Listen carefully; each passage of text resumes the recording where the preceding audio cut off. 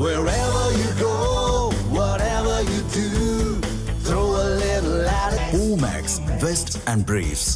விசிக மதிமுக கம்யூனிஸ்ட் கட்சிகள் கூடுதல் தொகுதிகளை கேட்டு திமுக தலைமைக்கு நெருக்கடி கொடுப்பதாக ஒரு தகவலானது வெளியாகி இருக்கிறது. கூடுதல் தொகுதிகளை கேட்டு கூட்டணி கட்சிகள் நெருக்கடி கொடுப்பதாக செய்தியானது வெளியாகி இருக்கிறது. கடந்த சட்டமன்ற தேர்தலை விட அதிக தொகுதிகளை ஒதுக்க வேண்டும் என கோரி கூட்டணி கட்சிகள் போர்க்கொடி உயர்த்தியிருக்கின்றன. இரட்டை இலக்கத்தில் தொகுதிகளை கேட்டு நெருக்கடி கொடுப்பதால் சில நாட்களுக்கு கூட்டணி பேச்சுவார்த்தையை நிறுத்த திமுக தலைமை முடிவு செய்திருப்பதாக செய்தியானது வெளியாகி இருக்கிறது. இது தொடர்பான முழு விவரங்களையும் தலைமைச் செய்தியாளர் விக்னேஷ் வழங்க கேட்கலாம். விக்னேஷ் வணக்கம். தற்பொழுது கூட்டணி பேச்சுவார்த்தையை நிறுத்தும் முடிவை திமுக கொண்டு வந்திருக்கிறது. அதற்கான காரணம் என்ன? வணக்கம். திமுக கூட்டணியை பொறுத்தவரையில் காங்கிரஸ், மதிமுக, விடுதலை சிறுத்தைகள் கட்சி, கம்யூனிஸ்ட் கட்சி உள்ளிட்ட 26 கட்சிகள் இந்த கூட்டணியில் அங்கம் வகித்திருக்கின்றன. ஒவ்வொரு கட்சிக்கும் கேட்கக்கூடிய தொகுதியின் அடிப்படையிலும் அவர்களுடைய வலிமைக்கு அடிப்படையிலும் இந்த கூட்டணி தொகுதிகள் ஒதுக்கப்படும் என்ற ஒரு தகவலை திமுக தலைமை தெரிவித்திருந்தது. அதன் அடிப்படையில் கடந்த பிப்ரவரி மாதம் 22ஆம் தேதி முதல் பல்வேறு கட்சிகளுடன் நடைபெற்று வரக்கூடிய அந்த கூட்டணி பேச்சுவார்த்தையின் அடிப்படையில் 3 கட்சிகளுக்கு மட்டுமே தற்போது வரை அந்த உடன்படிக்கை என்பது கையெழுத்தாகி இருக்கிறது. காங்கிரஸ் கட்சிக்கு 28 சட்டமன்ற தொகுதிகளும் ஒரு ராஜ்யசபா சீட்டும் ஒதுக்கப்பட்டிருக்கிறது. இந்திய யூனியன் முஸ்லிம் லீக் மற்றும் மனிதநேய மக்கள் கட்சிக்கு தலா 2 தொகுதிகள் ஒதுக்கீடு செய்து அதற்கான உடன்படிக்கை என்பது கையெழுத்தாகி இருக்கிறது. இருந்தாலும் கூட எந்தெந்த தொகுதி என்பது குறித்து தற்போது வரை பேச்சுவார்த்தை நடைபெறவில்லை. இதற்கிடையில் மதிமுக, விடுதலை சிறுத்தைகள், கம்யூனிஸ்ட் கட்சிகள் உள்ளிட்ட பல்வேறு கட்சிகளை சார்ந்த கூட்டணி பேச்சுவார்த்தை குழுவினர் முதற்கட்ட பேச்சுவார்த்தையை நிறைவு செய்திருக்கிறார்கள். முதற்கட்ட பேச்சுவார்த்தை சுமூகமாக நிறைவடையப்படாத நிலையில் அடுத்தடுத்த கட்ட பேச்சுவார்த்தைக்கு திமுக தலைமை அழைக்கும் என்ற ஒரு எதிர்பார்ப்பில் காத்திருத்துக் கொண்டிருக்கிறார்கள். இந்த நிலையில்தான் திமுக தலைமை ஒரு முக்கியமான முடிவை எடுத்திருக்கிறது. நேற்றைய தினம் திமுக சார்பில் கூட்டணி பேச்சுவார்த்தைக்காக அமைக்கப்பட்ட TR பாலு தலைமையிலான கூட்டணி பேச்சுவார்த்தை குழுவினர் முதலமைச்சர் மு.க.ஸ்டாலினை சந்தித்து ஆலோசனை மேற்கொண்டிருக்கிறார்கள். அந்த ஆலோசனையின் போது ஏற்கனவே நம்முடைய கூட்டணிக்கு புதியதாக பல கட்சிகள் கூட்டணிக்காக வந்திருக்கின்றன, நம்முடைய தலைமையை ஏற்று வந்திருக்கின்றன. தேமுதிக, மக்கள் நீதி மய்யம், கருணாசினுடைய முக்குளத்தூர் புலிப்படை உட்பட பல கட்சிகள், குறிப்பாக மனிதநேய ஜனநாயக கட்சி, SDPI கட்சி உள்ளிட்ட பல கட்சிகள் நம்முடைய கூட்டணி தலைமையை ஏற்று வந்திருக்கின்றன. அவர்களுக்கும் தொகுதி ஒதுக்கீடு செய்வதில் நமக்கு ஒரு கட்டாயமும் நெருக்கடியும் ஏற்பட்டிருக்கிறது. காங்கிரஸ் கட்சிக்கு 25 தொகுதிகளுடன் முடிவடைக்கலாம் என்ற பட்சத்தில் ஆனால் 28 தொகுதிகளாக அது உயர்ந்திருக்கிறது.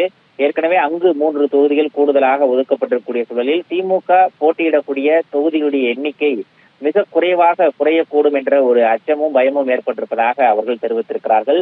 இன்னமும் தேமுதிக உள்ளிட்ட பல கட்சிகள் பேச்சுவார்த்தைக்கு கூட அழைக்கப்படாமல் இருக்கின்றன. அவ்வாறு அழைக்கப்படும் பட்சத்தில் அவர்களுக்கான தொகுதிகளையும் ஒதுக்க வேண்டிய கட்டாயத்தில் இருக்கிறது.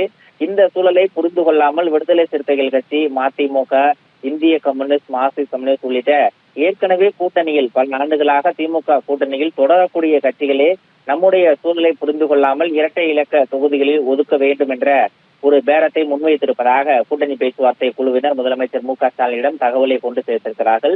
அதன் அடிப்படையில் இன்றைய தினம் இந்திய கம்யூனிஸ்ட் கட்சி பேச்சுவார்த்தை நடத்துவதற்கு ஒரு அழைப்பு விடுக்கப்பட்டிருக்கிறது. அந்த பேச்சுவார்த்தை என்பது நடைபெறும் பட்சத்தில் அடுத்த சில தினங்களுக்கு, அதாவது தேர்தல் அறிவிப்பு வரும் வரை இந்த கூட்டணி பேச்சுவார்த்தையை தள்ளி வைக்க வேண்டும் என்ற ஒரு உத்தரவை முதலமைச்சர் மு.க.ஸ்டாலின் பிறப்பித்திருப்பதாக கூறப்படுகிறது. நாளை மறுதினம் திருச்சியில் திமுகவினுடைய மாநாடு நடைபெற இருக்கிறது. அந்த மாநாட்டை சுட்டிக்காட்டி இந்த கூட்டணி பேச்சுவார்த்தையை தள்ளி வைக்கலாம் என்ற ஒரு தகவலுக்கு, என்ற ஒரு நிலைப்பாட்டுக்கு, என்ற ஒரு முடிவுக்கு திமுகவும் அதனுடைய கூட்டணி பேச்சுவார்த்தை குழுவினரும் முடிவுக்கு வந்திருப்பதாக தகவல் கிடைக்கப்பட்டிருக்கிறது.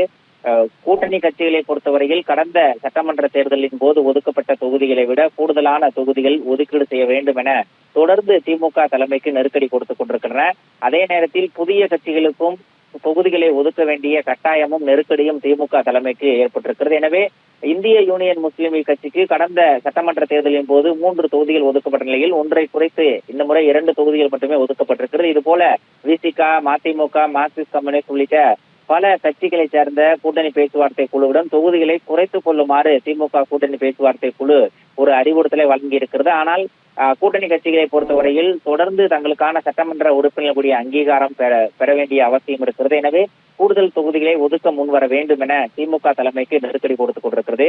ஒருவேளை தேர்தல் அறிவிப்புக்கு பின்னர் இந்த கூட்டணி பேச்சுவார்த்தை தொடரும் பட்சத்தில் அந்த தேர்தல் பணிகளை காரணம் காட்டி கேட்கக்கூடிய தொகுதிகளை வழங்காமல் கொடுக்க வேண்டிய தொகுதிகளை மட்டும் கொடுத்து அவர்களுக்கு நெருக்கடி கொடுக்கலாம் என திமுக தலைமை திட்டமிட்டிருப்பதாகவும் அரசியல் விமர்சகர்கள் தங்களுடைய கருத்துக்களை பதிவு செய்திருக்கிறார்கள். இந்த நிலையில்தான் இன்றைய தினம் இந்திய கம்யூனிஸ்ட் கட்சியினுடைய கூட்டணி பேச்சுவார்த்தை குழுவை திமுக தலைமை அழைத்திருக்கிறது. 2ஆம் கட்டமாக நடைபெறக்கூடிய இந்த பேச்சுவார்த்தையின் போது முடிவு எட்டப்பட்டால் உடனடியாக உடன்படிக்கை ஒப்பந்தம் கையெழுத்தாவது வாய்ப்பு இருக்கிறது. இல்லை என்றால் திமுக நாளை மறுதினம் திமுக நடத்த இருக்கக்கூடிய அந்த மாநாட்டை சுட்டிக்காட்டி தேர்தலுக்கு பிறகு கூட்டணி பேச்சுவார்த்தையை தொடர்ந்து கொள்ளலாம் என்ற ஒரு அறிவிப்பையும் கூட்டணி கட்சிகளுக்கு தகவலாக வெளியிடுவதற்கு திமுக தலைமை தயாராக இருப்பதாகவும் தகவல் கிடைக்கப்பட்டிருக்கிறது. விவரங்களை வழங்கியமைக்கு நன்றி விக்னேஷ்.